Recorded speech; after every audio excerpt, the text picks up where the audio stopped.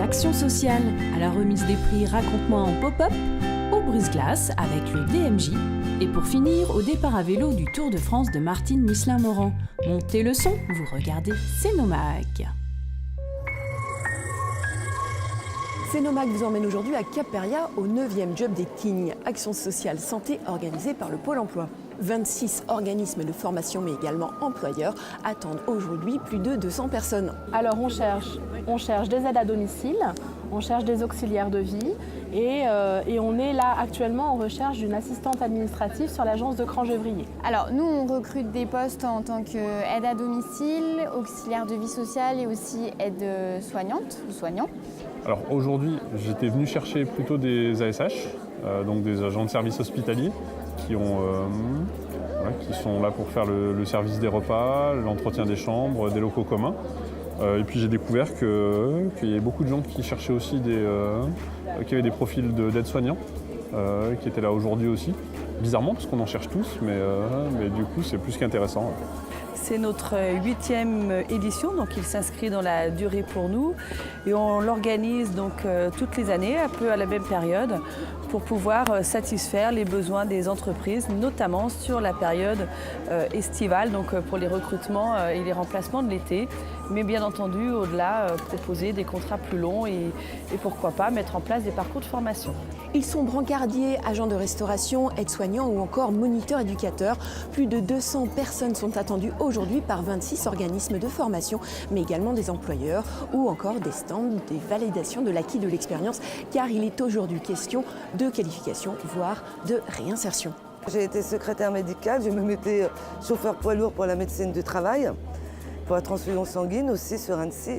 Et puis un jour, je me suis dit pourquoi pas s'occuper des personnes âgées. La validation des acquis, donc la VAE, m'a permis d'obtenir une formation et ensuite on passe devant un jury à Lyon, et j'ai obtenu un diplôme d'État, le DEAVS. Maintenant, je me sens très riche d'une expérience. Pour moi, oui, c'est un plus. Pour moi, c'est vraiment une grande reconnaissance. Voilà, donc c'est vraiment l'idée aujourd'hui de... Certes, on propose en priorité des emplois courts, mais l'idée, c'est bien entendu d'inscrire les personnes dans la durée dans ces différents métiers. Sur l'association Efficace, on est en recherche constante de personnel, parce qu'on a des demandes plus auxquelles on ne sait pas répondre avec le personnel qu'on a actuellement dans nos effectifs. Donc on est toujours en recherche de nouveaux talents. Voilà. Il y a des besoins en formation chez l'intégralité d'entre eux. Il y en a qui sont pertinents avec de l'expérience et c'est intéressant. Alors donc du coup aujourd'hui toutes les offres elles sont sur le pôle emploi.fr. Donc Job 2019 et donc tous les jours on met en ligne de nouvelles offres dans ce secteur d'activité. Rendez-vous sur le site internet pôle emploi.fr pour consulter toutes les offres d'emploi. On attend vos candidatures, venez chez nous. Il y avait des gros crocodiles et des orang-outans, des affreux reptiles et des jolis moutons blancs. La conteuse Virginie Kamiecki était invitée par la médiathèque de Sénaux pour un petit spectacle de contes et chansonnettes Hop Hop Hop.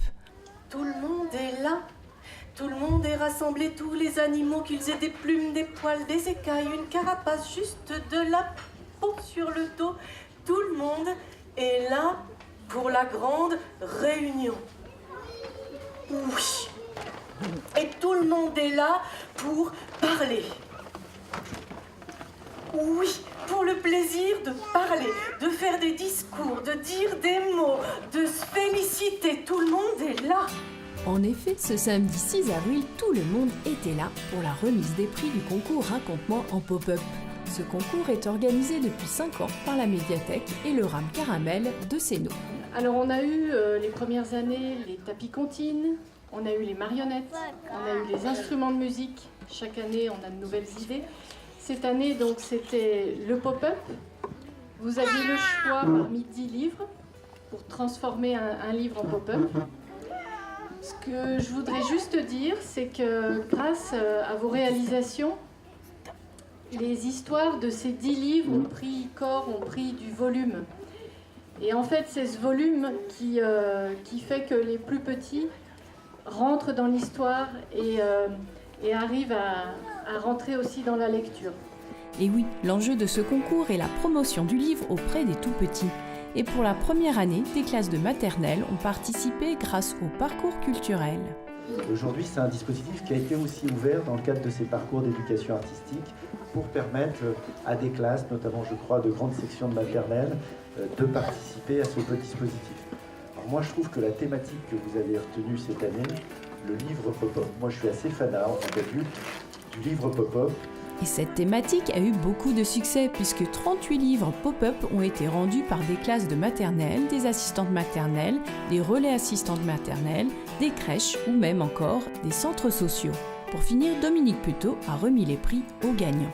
Le prix du jury a été décerné cette année à l'équipe de la crèche Calimuse pour son magnifique pop-up.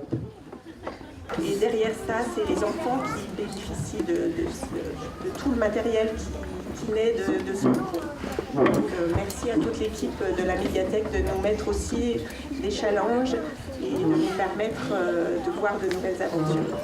Et pour le palmarès enfant-adulte, c'est l'école maternelle Arlequin, la classe de Madame Tricoche, qui a remporté le prix du jury. Et le RAM Caramel a remporté le prix du public. Un grand bravo à tous les participants.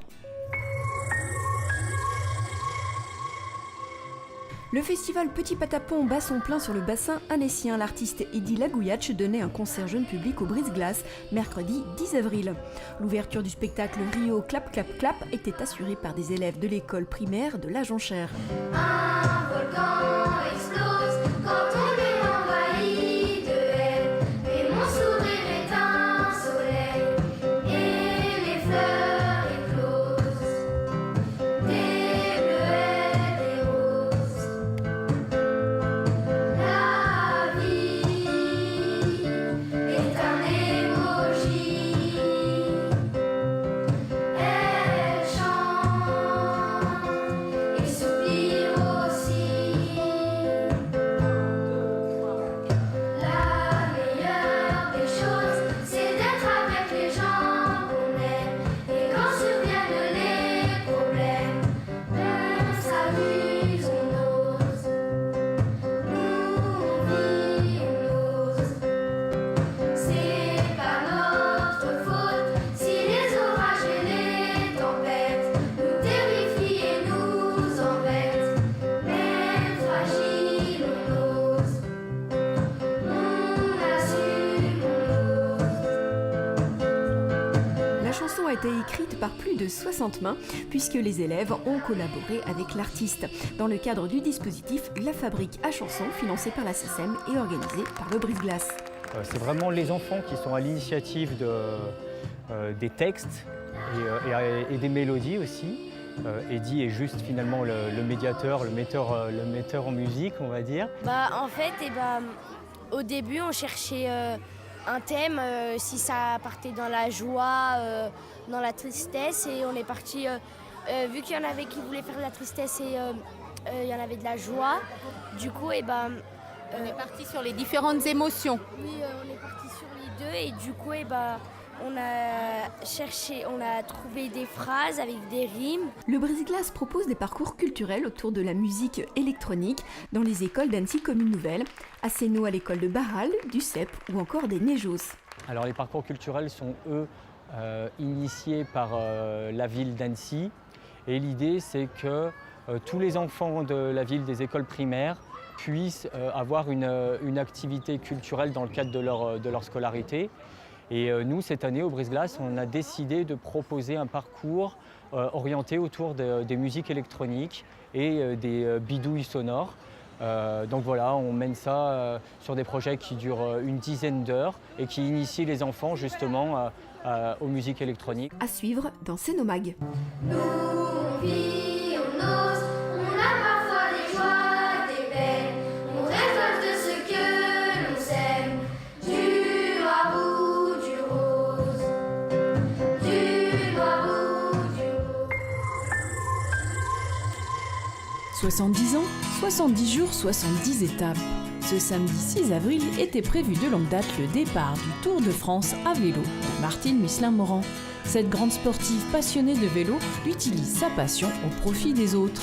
En effet, ce Tour de France est humanitaire et solidaire puisque l'argent récolté servira pour l'achat de Quadrix, pour l'ADIMC 74 au profit d'enfants en situation de handicap. Tous ses amis étaient présents pour son départ, dont Christiane qui la soutient depuis 2016 avec l'association La Septantaine. C'est vrai qu'au départ, j'ai trouvé que c'était utopique, c'était grand. Et à chaque fois, au fil des mois, il y a des choses qui se rajoutaient, des contacts qui se prenaient, des rencontres que nous faisions. Et je l'ai emmenée à droite, à gauche. Et je l'ai laissé faire. Bon, un jour, elle revenait me montrer les porte-clés, les foulards. On essayait de prendre des contacts. Bon, auprès de la mairie, je suis intervenue pour obtenir des salles, pour faire des spectacles de manière à pouvoir la faire connaître. Et puis, d'une pierre plus une pierre, on est arrivé à rencontrer pas mal de gens. Et bien sûr, sa fille et sa petite-fille étaient présentes pour la soutenir. En bonne santé, en forme tendue, très tendue, beaucoup de stress.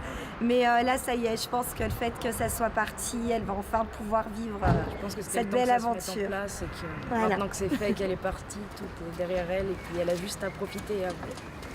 Est-ce qu'elle est bien soutenue? Oui. Il y a des cyclistes qui vont faire le parcours? Tout le long du périple, des cyclistes vont se rallier à elle. Ouais, ça ne sera pas toute seule. Beaucoup de monde. Merci à tous.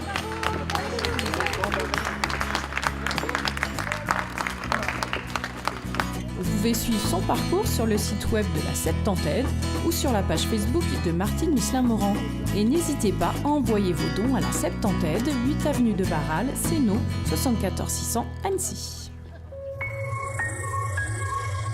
Et maintenant, votre agenda. Jeudi 18 avril, la Joyeuse Pétanque vous propose un tournoi à Max Descartes dès 8h.